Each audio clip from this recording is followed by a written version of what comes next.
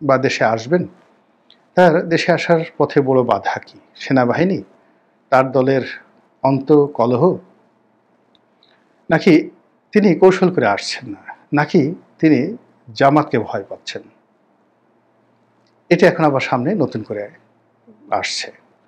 দ্বিতীয়ত হলো যে তারেক রহমান সাহেব যদি আসেন, জামাতের প্রতিক্রিয়া কি হবে? জামাত কি তাকে খুব সুন্দরভাবে গ্রহণ করবেন? তাকে উন্মুক্তভাবে রাজনীতি করতে দিবেন, নাকি তাকে আবার কোনো, যাকে বলা হয়, এমন একটা বিপদের মধ্যে ফেলে দিবেন যে বিপদ ২১ আগস্টের গ্রেনেড হামলার চাইতেও ভয়াবহ হয়ে যাবে এবং সেখানে ঘটনা ঘটবে, কিন্তু সমস্ত দায় গিয়ে বিএনপির উপর পড়বে, তারেক জিয়ার উপরে পড়বে। এরকম ঘটনা যে ঘটবে না আপনি কি করে বলতে পারেন বলেন? তো সব মিলিয়ে রাজনীতির এই যে একটা জটিল মুহূর্ত, সেই মুহূর্ত যেভাবে জামাত ন্যারেটিভ তৈরি করে ফেলছে, যার কারণে এখন অনেকে আমাদের মতো মানুষ যারা বলতে বাধ্য হচ্ছে এই গোলাম আজমের বাংলাদেশে তারেক রহমানের কি হবে, বিএনপির কি হবে। কাজেই জামাত যে কথাগুলো বলছে, জামাতের সঙ্গে সেই কথা কমপ্লাই করেই হয়তো বিএনপিকে আগামীতে রাজনীতি করা লাগতে পারে।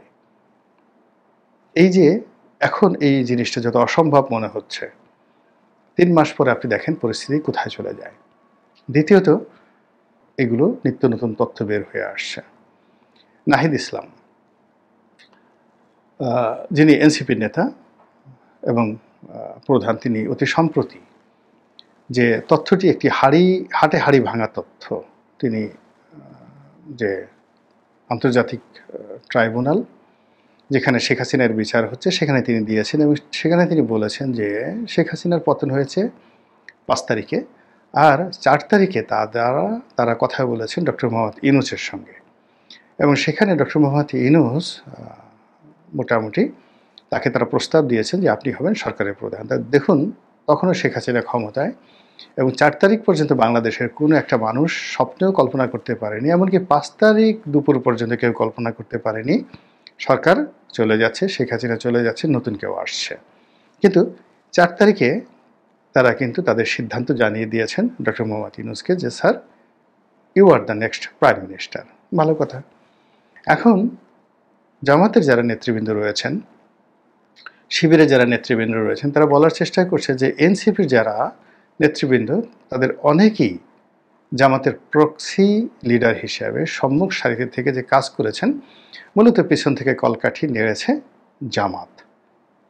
আর এতে এনসিপির যারা নেতৃবৃন্দ অনেকে আহত হয়েছেন, তারা প্রতিবাদ করেছেন, কিন্তু মানুষ যা বোঝার তা কিন্তু বুঝে গেছে। তো যেটা বলছিলাম যে জামাত এখন যা কিছু করছে বা এই বাংলায় যা কিছু হচ্ছে, তারা প্রযুক্তিতে যারা গতানুগতিক রাজনীতি করে তাদের সাথে এতটা এগোনো যে সামনে যে আসলে কি হবে এটা একমাত্র জামাত ছাড়া বলতে পারবে না।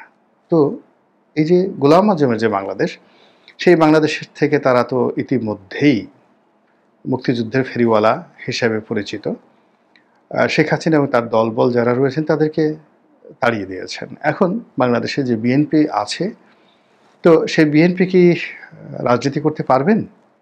জামাত ইতিমধ্যে বলেছেন হ্যাঁ পারবে, তবে তাদেরকে বিরোধী দল হতে হবে। তাদেরকে এই যে বিরোধী দল হতে হবে, এটা এখন পর্যন্ত জামাতের সিদ্ধান্ত। ৩ মাস পরে যে সিদ্ধান্ত থাকবে তা কিন্তু বলা যাচ্ছে না। 3 মাস পরে জামাত যদি বলে যে না, আমরা জাতীয় পার্টিকে বা আমরা চরমোনাইকে বা আমরা আওয়ামী লীগকে জাতীয় পার্টির মতো গৃহপালিত বিরোধী দল বানাবো, বলেন তো আপনার আমার এই মুহূর্তে কী করার আছে? তারা যেভাবে চাচ্ছে সেভাবে তো বাংলার আকাশ বাতাস প্রকম্পিত হচ্ছে। তারা একদিকে ডক্টর মোহাম্মদ ইউনূসের সঙ্গে আলোচনা করছে, অন্যদিকে রাজপথে তারা ৬-৭টি বড় বড় রাজনৈতিক দলদেরকে নিয়ে তারা বিরাট বিক্ষোভ মিছিল করছে। তারা একদিকে লন্ডনে তারেক রহমান সাহেবের সাথে দেখা করছে, অন্যদিকে আবার তাকে জালেম বলে গালি দিচ্ছে। একদিকে ডক্টর মোহাম্মদ ইউনূসকে বকা দিচ্ছে, আবার ডক্টর মোহাম্মদ ইউনূসের সফর সঙ্গী হচ্ছে। আমরা কি তাদের একটা প্রসঙ্গ স্পর্শ করতে পারছি?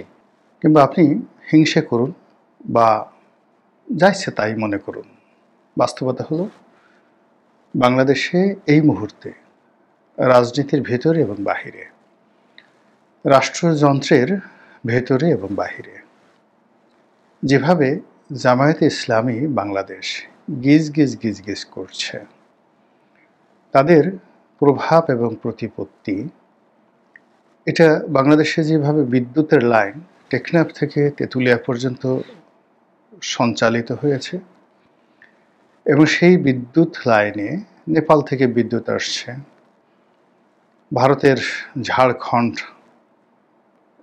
যে প্রকল্প রয়েছে আদানির উড়িষ্যা রাজ্যে, সেখান থেকে যেভাবে সঞ্চালন লাইনের মাধ্যমে বিদ্যুৎ আসছে, অথবা ধরুন কাপ্তাই, অথবা অন্য কোনো প্রজেক্ট, মানে সারা বাংলাদেশে যে বিদ্যুৎ বিতরণ ব্যবস্থার যে সঞ্চালন লাইন, বিদ্যুৎ টেকনাফ থেকে আসুক আর তেঁতুলিয়া থেকে আসুক, কিন্তু এটা যিনি বা যারা এটার পরিচালক, তাদের ইচ্ছে মতো সারা বাংলায় ছড়িয়ে পড়ছে।